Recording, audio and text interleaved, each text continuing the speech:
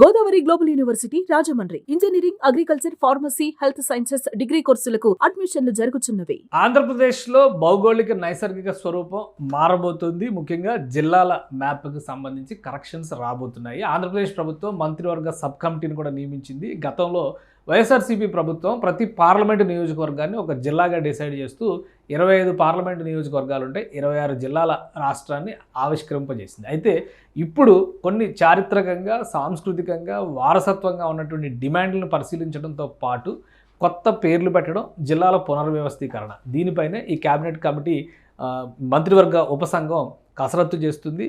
ఈ కసరత్తు చేస్తున్న వాళ్ళకి అనేక రిక్వెస్ట్లు వస్తున్నాయి.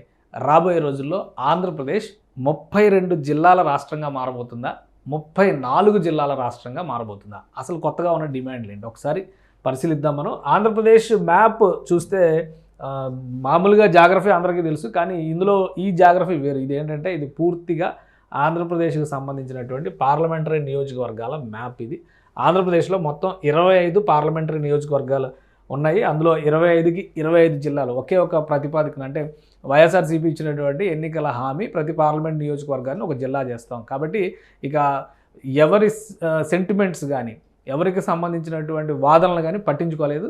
కేవలం 25 జిల్లాలని ఆవిష్కరించాలనేటువంటి సంకల్పంతోనే వైఎస్ఆర్సీపీ పనిచేసింది. ఒకటి అరకు జిల్లా ఇంత పొడుగు ఉండడం అనేది, అంటే జాగ్రఫీ పరంగా భౌగోళికంగా సుదీర్ఘమైనటువంటి ప్రాంతం ఉండడం అనేది అది చాలా ఇబ్బందికరమైనటువంటి అంశంగా మారడంతో మొదట 25 అనుకున్నది మరొక జిల్లాను విభజించి 26 జిల్లాలుగా చేశారు. ఒకటి అల్లూరు సీతారామరాజు జిల్లా అయింది, మరొకటి పార్వతీపురం మన్యం జిల్లా అయింది. సో ఈ పార్వతీపురం మన్యం జిల్లా ఉంచాలా, మన్యం జిల్లా ఉంచాలా, దీనిపైన కూడా చర్చలు ఉన్నాయి. కానీ మొత్తం మీద 26 జిల్లాల రాష్ట్రంగా ఆవిర్భవించింది. ఇప్పుడు కేబినెట్ సబ్ కమిటీ ముందరికి అనేక డిమాండ్లు వస్తున్నాయి. 32 జిల్లాలతో ఆంధ్రప్రదేశ్ కొత్త రూపంలోకి రాబోతుంది అనేటువంటి మాట వినిపిస్తుంది. కాదు 34గా మారబోతోంది అనేటువంటి చర్చ వినిపిస్తుంది. సో అసలు కొత్తగా రాబోయేటువంటి జిల్లాలు ఏవి, ఎక్కడెక్కడ డిమాండ్లు ఉన్నాయి, అందులో ఫస్ట్ ప్రయారిటీస్ ఏ విధంగా ఉంటాయి, దాన్ని ఒకసారి మనం విశ్లేషించేటువంటి ప్రయత్నం చేద్దాం. ఇప్పుడు ఆంధ్రప్రదేశ్ ఉన్నటువంటి రూపురేఖల్లో చూస్తే ఏ అంటే అమరావతి, పి అంటే పోలవరం. సో ఏ అంటే అమరావతి, పి అంటే పోలవరం జిల్లాలు ఏర్పడకుండా ఉండే ఛాన్సే లేదు. చంద్రబాబు నాయుడు డ్రీమ్ ప్రాజెక్ట్స్, ఆంధ్రప్రదేశ్కి లైఫ్ లైన్స్గా చెప్పేటువంటి ప్రాజెక్ట్స్. కాబట్టి అమరావతి జిల్లా ఆంధ్రప్రదేశ్లో ఆవిర్భవించబోతుంది. పోలవరం జిల్లా కూడా ఆంధ్రప్రదేశ్లో ఆవిర్భవించబోతున్నట్టుగా సమాచారం వస్తుంది.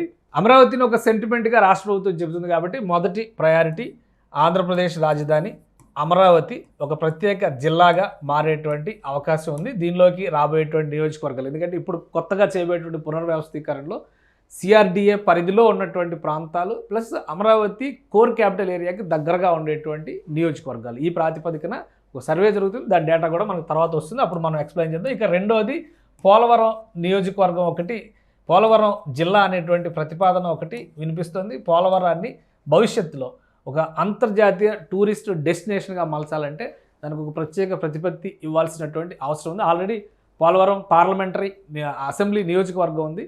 ఇది మొత్తం కూడా ఏలూరు పార్లమెంటు పరిధిలోకి వస్తుంది. కాబట్టి ఏలూరు పార్లమెంటు ఏలూరు జిల్లా కింద మార్చారు. ఈ ప్రాంతంలో పోలవరం ఉంటుంది, దాన్ని ఆనుకుని చింతలపూడి ఉంటుంది, ఇటు పక్కనేమో రంపచోడవరం ఉంటుంది. కాబట్టి వీటిని ఏ విధంగా మలచాలి అనేటువంటి ఆలోచనతోనే రాష్ట్ర ప్రభుత్వం ఇప్పుడు కసరత్తు చేస్తున్నట్టుగా తెలుస్తుంది. ఇక మూడవ అంశం దగ్గర నుంచి చూస్తే ఇవి రెండు కూడా ఇప్పుడు ఉన్నటువంటి today's Amaravati Andhra Pradesh today's demand కింద చూస్తే కనుక అమరావతి, పోలవరం అనేది చాలా ముఖ్యమైనటువంటి ఎజెండాగా రాష్ట్ర ప్రభుత్వం తీసుకుంది. కాబట్టి ఈ రెండింటికి ముందు స్థానం వస్తుంది. ఆ తర్వాత పలాస జిల్లా ఒకటి ఏర్పడుతుంది అనేటువంటి చర్చ ఉంది.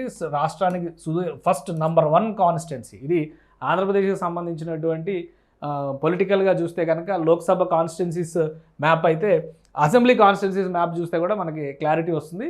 సో అసెంబ్లీ కాన్స్టిట్యున్సీస్ వైజ్గా చూసినప్పుడు ప్రారంభ ప్రాంతంలో ఉన్నటువంటి పలాస, దాని చుట్టుపక్కల ఒక 4 నియోజకవర్గాలను కలిపి ఒక జిల్లా ఏర్పాటు చేయాలనేటువంటి డిమాండ్ వస్తుంది. ఇక 4వ నియోజకవర్గం చూస్తే చాలా కాలంగా డిమాండ్ ఉన్నటువంటిది మార్కాపురం ప్రాంతానికి సంబంధించి ఒక జిల్లా ఏర్పాటు చేయాలనేటువంటి ప్రతిపాదన ఉంది. ఈ అంశం విషయంలో మార్కాపురం జిల్లా ఏర్పాటు చేస్తామని చెప్పని చంద్రబాబు నాయుడు గారు ఎన్నికల సభల్లో ప్రచారంలో హామీ ఇచ్చారు. ముఖ్యమంత్రి అయిన తర్వాత కూడా దాన్ని రిపీట్ చేశారు. కాబట్టి మార్కాపురం జిల్లాకి సంబంధించి ఒక స్పష్టత ఇచ్చేటువంటి అవకాశం ఈ కమిటీ దృష్టిలో ఉంది. దీని తర్వాత చూస్తే సుదీర్ఘకాలంగా పెండింగ్లో ఉన్నటువంటి మరొక డిమాండ్ మదనపల్లి జిల్లా. మదనపల్లి జిల్లాని వాస్తవానికి అన్నమయ్య జిల్లాగా ఇప్పుడు మలిచారు. ఆ ప్రాంతంలో కలిపేయడం వల్ల రాజంపేట నియోజకవర్గంలో వస్తుంది కాబట్టి అన్నమయ్య జిల్లా కింద మలిచారు. అక్కడ ఉన్నటువంటి 3-4 నియోజకవర్గాల్ని తీసుకురావడం ద్వారా ఇక్కడ మదనపల్లి జిల్లాను కూడా ఏర్పాటు చేయాలని చెప్పని చూస్తున్నారు. ఇంకొక జిల్లా ప్రతిపాదన కూడా ఉంది. గూడూరు జిల్లాకు సంబంధించినటువంటి చర్చ చాలా ఎక్కువగా జరుగుతుంది. గూడూరు జిల్లాని కూడా ఏర్పాటు చేసేటువంటి అవకాశాలు కనిపిస్తున్నాయి.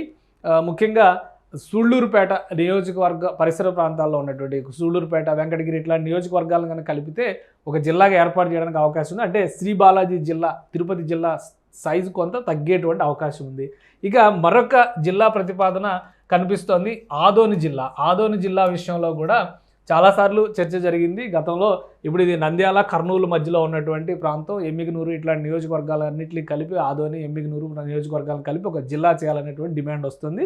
సో అదొక ముఖ్యమైనటువంటి జిల్లా. మరొక డిమాండ్ చారిత్రకంగా ఉన్నదే, ప్రతిపాదనలో ఎప్పటి నుంచో డిస్కషన్లో ఉన్నదే, కానీ రాజకీయంగా దానికి ఉన్నటువంటి భౌగోళిక స్వరూపాన్ని దృష్టిలో పెట్టుకొని కొంత నిర్లక్ష్యానికి గురైంది. ఈ ప్రతిపాదన కూడా మంత్రివర్గ ఉపసంఘం దృష్టిలో ఉంది. అది హిందూపురం జిల్లా. హిందూపురాన్ని ప్రత్యేక జిల్లా చేయాలనేటువంటి ప్రతిపాదన చాలా కాలంగా ఉన్నటువంటి మాట ఇది. సో మొత్తం 8 జిల్లాల ఆంధ్రప్రదేశ్ కనుక ఇప్పుడు ఉన్నది 26 జిల్లాలు. ఈ 26 జిల్లాలని 8 జిల్లాలుగా పునర్వ్యవస్థీకరిస్తే కనుక 34 జిల్లాల రాష్ట్రంగా మారేటువంటి అవకాశాలు కనిపిస్తున్నాయి హిందూపురం జిల్లాకు సంబంధించి. ఇక్కడ అంటే మొత్తం చూడండి, ఇది 1, 2, 3, 4, 5, 6 ఇవన్నీ కూడా చారిత్రకంగా ఉన్నటువంటి డిమాండ్లు. ప్రస్తుత రాష్ట్ర అభివృద్ధిని దృష్టిలో పెట్టుకొని చూస్తే కనుక పోలవరం జిల్లా ఒకటి, అమరావతి జిల్లా మరొకటి, ఈ మొత్తం 8 జిల్లాల ప్రతిపాదనలు ఉన్నాయి. ఇవన్నిటిని కూడా వీటికి సంబంధించినటువంటి వినతులు ఆయా నియోజకవర్గాల నుంచి అనేక అసోసియేషన్స్, మేధావులు వీళ్ళందరూ కూడా రిప్రజెంటేషన్స్ ఇచ్చినట్టుగా సమాచారం వస్తుంది. సో వీటన్నిటిని సమీక్షించిన తర్వాత మంత్రివర్గ ఉపసంఘం దీనిపైన ఎలాంటి నిర్ణయం తీసుకుంటుంది అనేది వేచి చూడాలి. అలానే పేర్లు పెట్టేటువంటి విషయంలో కూడా ఉదాహరణకి పార్వతీపురం మన్యం జిల్లా అనేటువంటి పేరు పెట్టడం వల్ల ఒక విధమైన కన్ఫ్యూజన్ వస్తుంది అనే అభిప్రాయం చాలామందికి ఉంది. తెలంగాణలో కూడా దీనిపైన విమర్శలు వచ్చింది. 2 పేర్లు పెట్టడం అనేదాన్ని ఏదో ఒక పేరు కన్ఫర్మ్ చేసి రెండో పేరు హెడ్ క్వార్టర్స్ కింద డిసైడ్ చేస్తే బాగుంటుంది. ఉదాహరణకి పార్వతీపురం మన్యం జిల్లానే మన్యం జిల్లాగా డిసైడ్ చేసి హెడ్ క్వార్టర్స్ పార్వతీపురం పెట్టుంటే అట్లా చెప్పడానికి ఒక అవకాశం ఉంటుంది. కానీ 2 పేర్లు పలకడం ముఖ్యంగా నిరక్షరాస్యులకి చాలా ఇబ్బందికరమైనటువంటి అంశం అవుతుందనేటువంటి డిమాండ్ ఉంది. ఈ అంశాలను కూడా రాష్ట్ర ప్రభుత్వం నియమించినటువంటి కమిటీ పరిశీలిస్తుంది. ఫైనల్ లిస్ట్ 32 జిల్లాలతో వస్తుందా, 34 జిల్లాలతో వస్తుందా వేచి చూడాలి. సుమన్ టీవీలో మీ పర్సనల్ అండ్ బిజినెస్ ప్రమోషన్స్ కోసం కింది నెంబర్కి కాంటాక్ట్ చేయండి.